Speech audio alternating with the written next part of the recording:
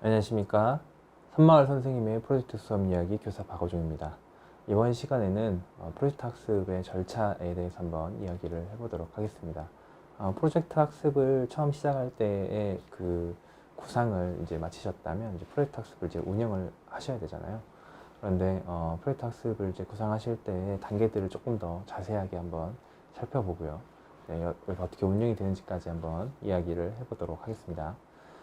프로젝트 학습을 처음에 이제 구상을 하시는 단계, 계획하기에서는 이제 크게 이제 주제를 정하고 또 그것을 주제에 대해서 구조화를 하는 과정을 거치게 됩니다. 주제를 이제 정하실 때에는 이제 항상 가까이에서 시작하는 게 좋거든요. 그래서 학생이 관심을 가지고 있는 주제, 또 선생님이 관심을 가지고 있는 주제, 그리고 최근에 우리 학교에서 일어나고 있는 문제라든지, 또 지역사회에서 있는 문제라든지, 아니면 TV를 통해서 뭐 뉴스를 통해서 문제가 되고 있는 거라든지, 뭐 어떤 재미있는 드라마라든지, 뭐 영화에서 다루고 있는 주제라든지, 이렇게 다양한 주제를 가지고 프로젝트 학습을 이제 구상을 하실 수가 있는데, 이런 것들은 학생의 흥미와 관심을 끌기 위한 작은 장치이고, 실제로는 그 안에 어떤 성취 기준과 또 역량을 가지고 선생님이 문제를 구조화를 시키느냐에 달려 있습니다. 이 프로젝트의 주제를 구조화하는 그 과정이 이제 탐구 질문을 작성하는 그 과정이 되겠습니다.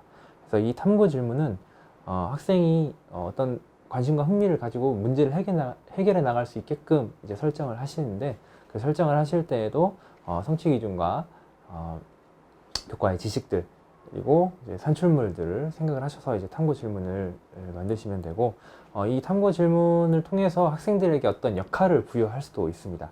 우리가 아까 계속해서 이야기하고 있는 이제 맛있고 영양 잡힌 급식에 대해서를 이야기할 때에는 학생들에게 이렇게 어떤 역할을 제시를 할 수가 있는 거죠. 그래서 여러분은 우리 학교의 뭐 영양 선생님입니다.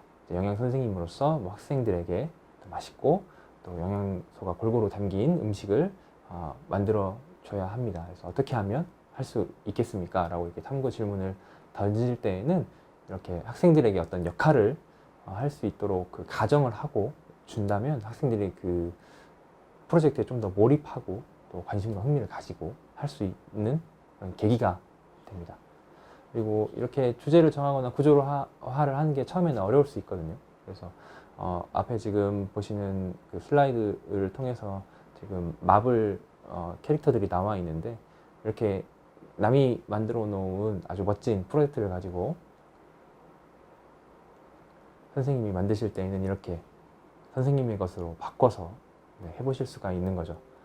그래서 이 작품이 처음 나왔을 때에는 이게 표절이냐 오마주였냐라는 그 논란이 많이 있었지만, 외국의 것을 가지고 와서 우리나라 걸로 이렇게 바꿨다는 점에서 다른 선생님이 해놓은 프로젝트 학습을 선생님이 가져오셔가지고 선생님의 것으로 바꿔볼 수 있는 그런 작업들을 통해서는 좀 더 주제 정하고 구조화하는데 좀 부담을 덜 수 있지 않을까라는 생각에서 이렇게 추천을 드립니다.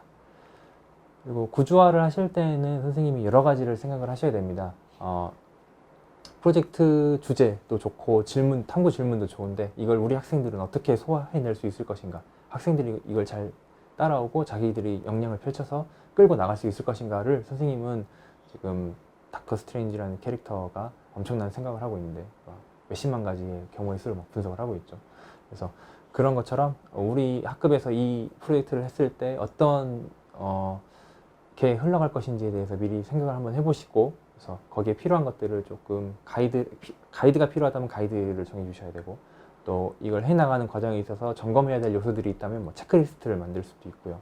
그 다음에 학생들이 이런 부분들에 대해서 어려움을 겪을 것이 예상이 된다면 거기에 어떤 도움을 줄 수 있는 자료라든지 책이라든지 뭐 아니면 전문가라든지 이런 것들을 좀 생각을 해보시는 그런 구조화의 과정들을 한번 생각을 해보셔야 됩니다. 그래서 교육과정을 이걸 나중에 교육과정화 할 때 이 프로젝트를 진행하기 위해서 필요한 시간들을 확보를 하는 방법이라든지, 그리고 이 시간 안에 어떤 과제를 줘야 될 것인지 시간마다 학습 활동과 과제들을 한번 생각을 해보셔야 되고, 최종적으로 이 프로젝트는 어떤 산출물을 갖게 될 것인지를 이제 구조화를 해야 되는 거죠. 그리고 나서는 이제 프로젝트에 필요한 이제 자료들을 조금 만드셔야 됩니다. 이런 자료들은 뭐 학생들이 해야 되는 뭐 작은 그런 자료들도 있겠지만, 기본적으로는 이제 이 전체적인 프로젝트를 이끌어 나가야 하기 때문에 전체적인 이제 로드맵을 학생들에게 제시할 필요가 있습니다. 이 프로젝트의 시작은 이렇게 되는데 이 다음에는 어떤 단계를 거치게 될 거고, 너희들이 최종적으로 이렇게 될 거야. 이런 어떤 프로젝트 맵을 하나 작성을 해서 이제 교실 한 편에 게시를 해두면, 이 프로젝트는 좀 비교적 긴 시간에 걸쳐서 진행이 되잖아요. 그렇기 때문에 매일매일 할 수도 있지만, 뭐 일주일에 뭐 2~3시간을 가지고 해서 뭐 한 3~4주에 걸쳐서 길게 진행되는 프로젝트 같은 경우는 학생들이 이걸 까먹고 있을 수도 있거든요. 그래서 학생들에게 이렇게 자주 상기를 시켜주기 위해서 뭐 학교 교실 한편에 로드맵을 게시를 해 놓는다든지, 아니면 아까 그 요리 급식과 관련된 그 프로젝트에서도 이거를 산출물로서 요리가 나오니까 발표하고 공유하는 과정을 뭐 요리 경연대회로 이렇게 만들어 가지고 한다고 한다면, 이제 요리 경연대회 포스터를 만들어서 교실 한쪽에 붙여놓으면 아이들이 그걸 볼 때마다 지금 우리 프로젝트 학습하고 있지, 우리 요리 이거 만들어야 되지, 이렇게 계속 떠올릴 수 있다는 거죠. 그리고 이런 뭐 음식을 만들 때에는 뭐 어떤 영양소들이 다 들어갔는지, 또 조리의 위생을 생각해 봤을 때는 이러이러한 위생을 잘 지켰는지를 체크리스트로 만들어서 학생들에게 나눠준다면 학생들이 스스로 그걸 점검해 가면서 이제 프로젝트를 이끌어 나갈 수가 있게 되는 것입니다. 그리고 이 프로젝트를 이제 구상이 됐고 뭐 실제로 운영에 들어가게 되면 다양한 변수들을 선생님이 만나게 되십니다. 그래서 뭐 모둠이 뭐 안 만들어져서, 또 뭐 모둠 안에서 뭐 합의가 되지 않아서, 또 뭐 자기들끼리 뭐 모여서 할 시간도 없고, 이런 문제들을 선생님 계속 만나게 되시는데요. 이럴 때에는 선생님의 정말 임기응변이 필요합니다. 그래서 뭐 프로젝트 학습 학생들이 알아서 하니까 선생님 편하겠지라고 생각하실 수도 있는데, 오히려 이제 이런 부분들에 있어서 선생님이 세심하게 관찰을 하셔야 되고, 또 도움을 주셔야 되고, 이런 부분들 조언을 해주셔야 되고, 또 항상 점검하셔야 되고, 이제 그런 부분들이 이제 프로젝트 학습에서 교사에게 요구되는 역할이 아닐까라고 생각을 합니다.